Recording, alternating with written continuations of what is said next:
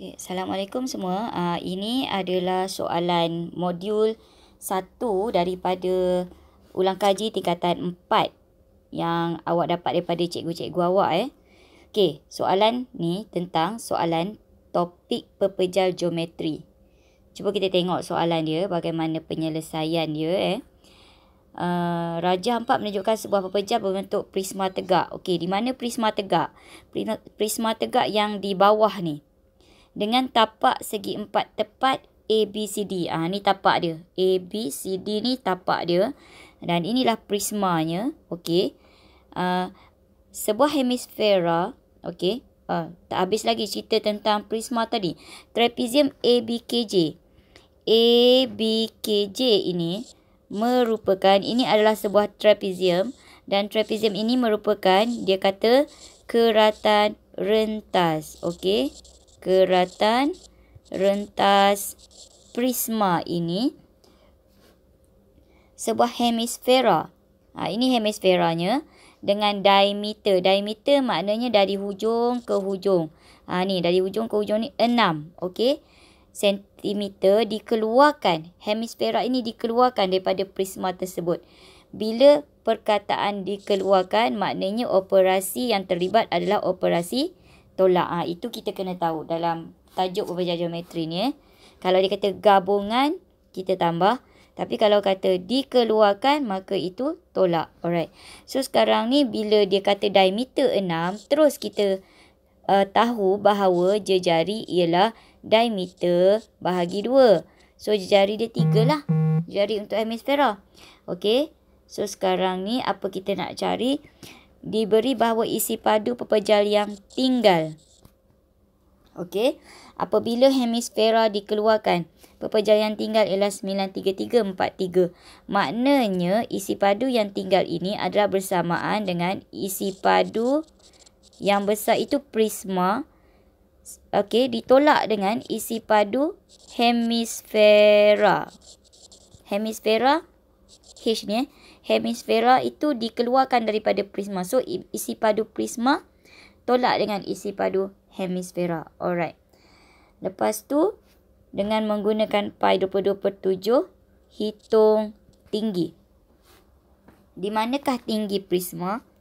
Okey, tinggi prisma yang ni. Cikgu tunjuk sikit. Okey. Tinggi prisma, kita kena tahu konsep tinggi sebarang bentuk konsep tinggi dia mesti bersudut tegak. Bersudut tegak dengan tapak. Kalau kita perhatikan prisma ini, di sini JA ni dia condong, bukan tegak dengan lantai. KB pun dia condong, dia tak tegak dengan lantai. Ni bentuk trapezium.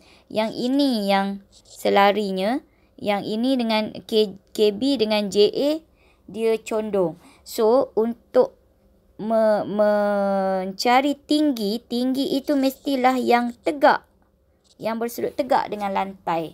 Lantai ABCD itu duduk di atas tapak. Dia kata tapak yang berbentuk mengufuk, maka ini yang bersudut tegak ini merupakan tinggi yang hendak kita cari. Itu kita kena tahu soalan ni. Alright. So sekarang ni kita nak start selesaikan. Kembali kepada pen biru. Okey. Alright. Isi padu hemisfera. Hemisfera. Kita tengok pada ruang formula isi padu sfera. Isi padu sfera dia kata 4/3 pi J kuasa 3 kan. So kita darabkan 1/2 di hadapan. Sebab isi padu hemisfera. Hemisfera bermakna separuh daripada sfera. Dia tak bagi direct dalam formula hemisfera. Dia yang dia bagi adalah sfera. Tapi bila dia bagi sfera tu, ambil sfera tu, darablah dengan 1/2 tu. Dapatlah. Alright. So sekarang ni kita masukkan. Ini masukkan formula ni amat penting. Sebab inilah markahnya. Okey, awak pandai masukkan 1/2 darab 4/3. Jangan diubah pi apa 22/7. Darab dengan jejarinya tadi ialah 3 kuasa 3. Gantikan formula tu dapat markah. So dapat, kalau tekan kalkulator dia dapat 56 4/7. Itu isi padu hemisfera. Alright, sekarang ni lagi satu bongkah yang ada di sini ialah dia kata tadi hemisfera dengan prisma. Okey. So pergi dekat ruang formula, cari pula isi padu prisma. So bila isi padu prisma, dia kata luas keratan rentas darab dengan panjang prisma, kan? Kalau awak tengok dalam rumus isi padu prisma tegak. So itu.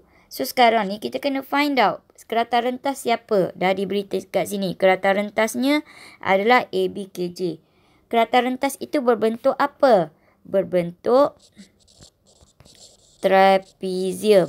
Kalau kamu tak ingat bentuk luas trapezium macam ni, sebab kita nak mencari luas trapezium lah ni. Kan, keratan rentas itu ialah trapezium. So sekarang kita mencari luas trapezium dan kita nak darab dengan panjang prisma. Itulah isi padu prisma. So sekarang ni luas trapezium pun ada disediakan di sana dalam ruang formula, setengah kali dengan hasil tambah sisi yang selari didarab dengan tinggi. Kemudian kita darab, jangan lupa darab dengan panjang. Okey. Panjang siapa? Panjang prisma. Panjang prisma kat mana? Yang menyambung dua keratan rentas. Kalau awak perhatikan, prisma ni dia ada dua muka yang serupa. Yang ini dengan yang belakang ni.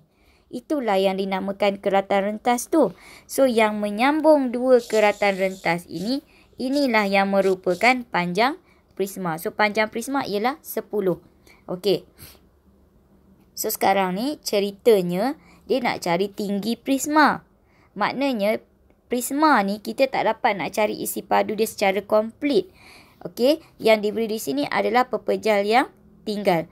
Hubungan di sini pepejal yang tinggal ialah isi padu prisma ditolak dengan isi padu hemisfera. Sebab hemisfera itu dikeluarkan daripada prisma. Okey, so kita buat persamaan di sini 933.43 isi padu pepejal yang tinggal tadi ialah isi padu prisma yang kita nak cari. Okey, ditolak dengan isi padu hemisfera yang kita dah cari tadi 56 4/7. Okey. So sekarang ni yang kita nak cari isi padu prisma. Kalau katakanlah isi padu prisma itu kita tinggalkan di sini, apa yang kita buat? Maknanya 933.43 tambah 56.7 kan? Okey, so kita pindahkan isi padu prisma. Alright, sekarang ni isi padu prisma seolah-olah dia tinggal di rumah dia. Yang kita nak bawa adalah negatif 56.4/7 ini dibawa ke sebelah sini. Dia jadi tambah kan? So 933.43 tambah 56.4/7. So dapatnya 990. Alright. Dah dapat isi padu prisma. Sekarang kita ingat kita nak cari apa? Kita nak mencari tinggi prisma. Okey, tinggi prisma yang mana? Yang ni tadi, T ni. Yang ni, yang bersudut tegak tadi. Alright. So sekarang ni kita kaitkan dengan isi padu prisma tadi. Untuk mencari isi padu prisma ialah luas keratan rentas darab dengan panjang. Setengah darab A tambah B darab T darab P kan? Okey, so kita masukkan dalam formula yang isi padu prisma tadi. Setengah darab. Alright, A dengan B. A dengan B itu yang mana? A dengan B itu adalah sisi yang selari. Kita tengok trapezium ini, ABKJ ini. Okey, sisi yang selari adalah di sini dengan di sini. Di sini ialah 10 dengan di sini 12. So, 10 tambah 12 didarab dengan tinggi yang kita nak cari. Kita letak sebagai T darab dengan P. Okey, sama dengan 990. Ruang cikgu terhad ya. Agak sempit sikit, sorry ya. Okey, tak apa. Janji awak faham. So, setengah darab 10 tambah 12 darab P. Oh, P kita tak ganti lagi. P tadi kita kata apa? P tadi 10 kan? So, kita ganti dulu setengah kali. Yang ni kita tambahkan 22 darab T darab 10 sama dengan 990. Okey, setengah kali 22 kali 10. Kalau kita tekan kalkulator dapat 110. 110 darab T sama dengan 990. Maka T sama dengan, apa nak buat? 990. Awak bahagi dengan 110. So, awak dapat 9 cm. Maka itulah jawapan untuk T. Okey, sekian. Terima kasih.